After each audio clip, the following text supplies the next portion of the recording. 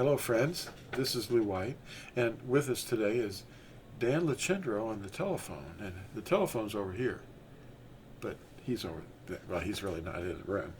But how you doing today, Dan? Oh, I'm doing really good. How about you? Good. I'm fine. And here's the track that we're going to be studying today. It's something that we'll let him introduce, and we're just going to read this 4-page track. So you can take it away, Dan. All right. Okay, it's entitled The Coming Sudden Destruction. They know it's going to happen. The super flare from the sun, 10,000 times stronger than a solar flare. And if we read Amos 3:7, Yahuwah does no matter unless he reveals his secret to his servants, the prophets. And also Revelation 16:8.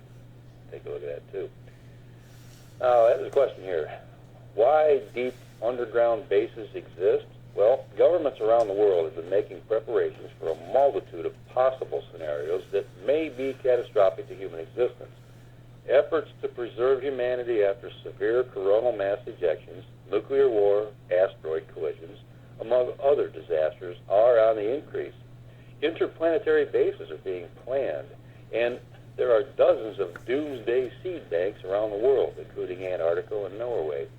Since the 1950s, the military-industrial complex has more secret projects each year. Deep underground military bases, otherwise known as DUMBs, connected by extensive railway systems, have been tunneled into the crust of the planet. They know that we will soon face an extinction-level event, in other words, the day of Yahuwah. The inevitable global extinction of mankind is described for us in the Scriptures of Truth.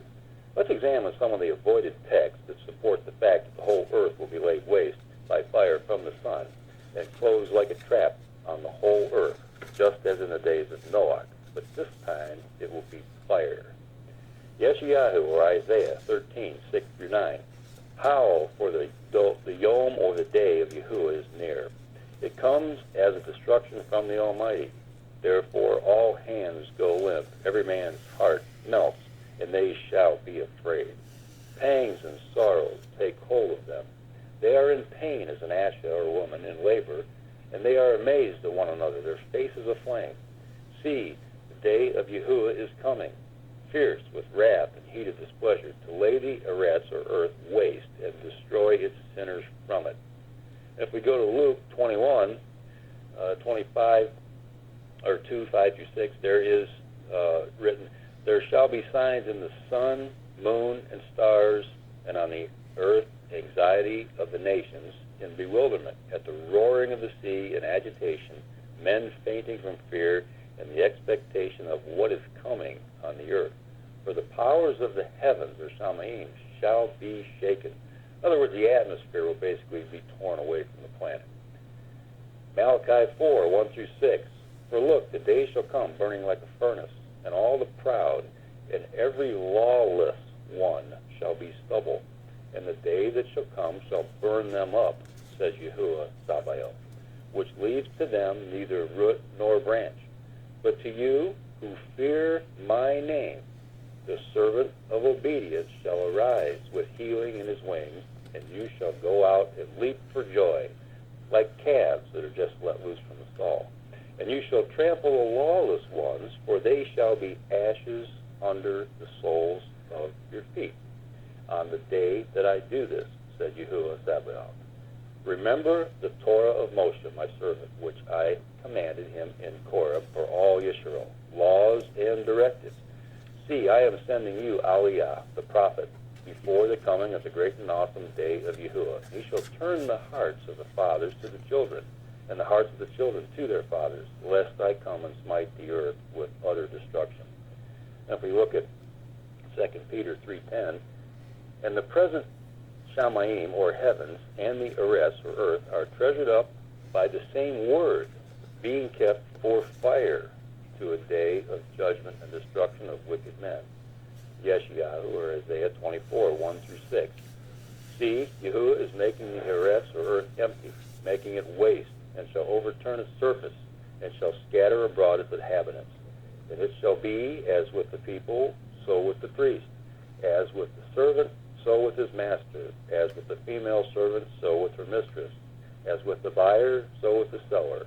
As with the lender, so with the borrower. As with the creditor, so with the debtor.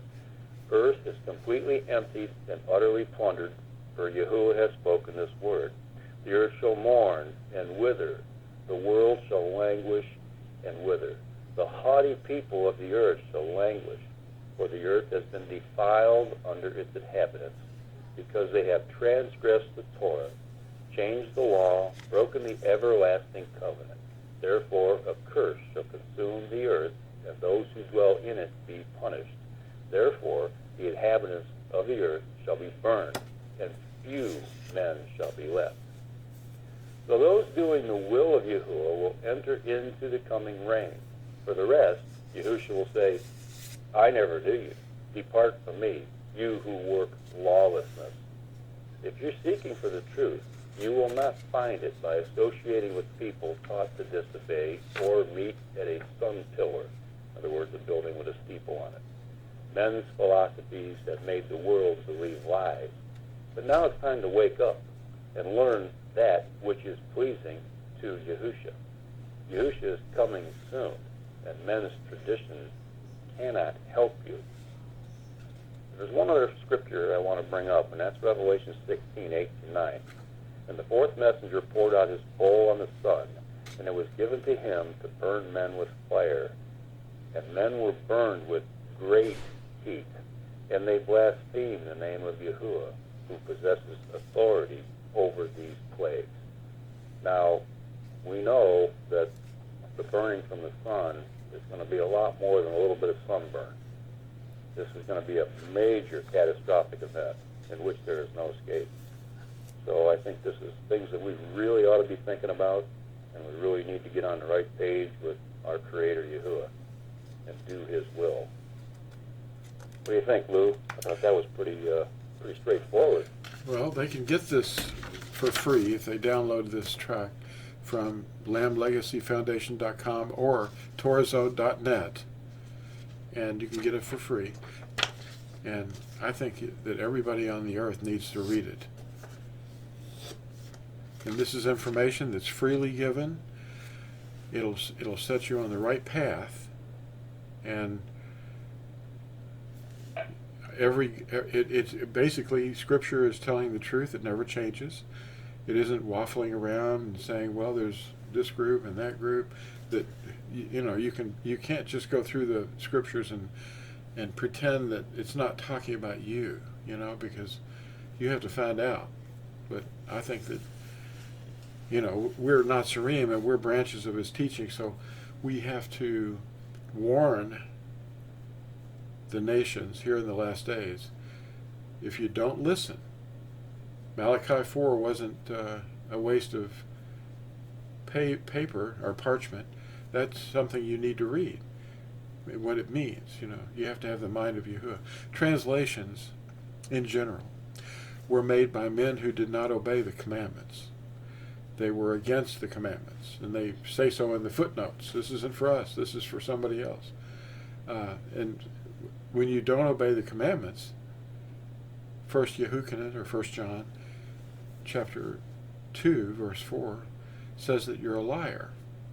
So are you going to read the translations of liars, or are you going to read the translations of obedient men and women that will obey the commandments and do the will of Yahuwah? The people at the steeples that were mentioned in the Scripture, they're not obeying the commandments. They're taught not to. You don't have to. All you have to do is believe. Well, even demons believe. In fact, that's the doctrines of demons that you're listening to. That's pretty much what I'd like to add. Yeah, they're all very pertinent words.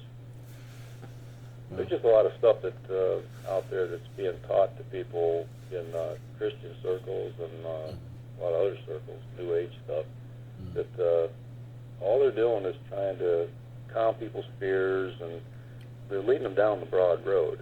And we know that the path the right path is very narrow, and there's very few that find it. That you got to look for it, and you know, you need to test all things that you hear. It's like the Bereans did. They listened to a lot of different speakers, but they tested everything against Scripture. And you know, you have to do that because we're all going to be held accountable on a personal level to our Creator.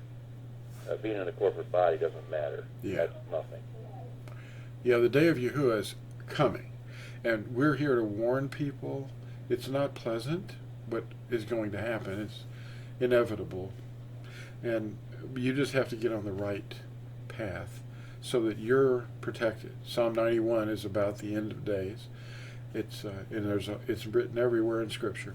So the first Natsarim that wrote down the writings, you know, the familiar people that people call the apostles, they were Natsarim and they were followers of Yahusha. They were not Christians as you call them today. They were called Christians, but that word did not mean something good at all in those writings. But they were warning letters, and the warnings were misinterpreted by later generations and liars who translated them. And now we have the reappearing of Natsarim on the whole earth, and we are here to warn you, just like the first people were. So get with the program, and thanks for watching this, and please like and subscribe, and join the channel, you know, and maybe learn some new things that haven't been explained to you. Thank you, Dan, for reading that. Hey, thanks, Lou. I really appreciate you asking me to read things, and I really enjoy talking to you. Yeah. Well, it's just great. We look forward to talking to you once a month. And you all like and subscribe and join the channel. And we'll see you in the next exciting episode.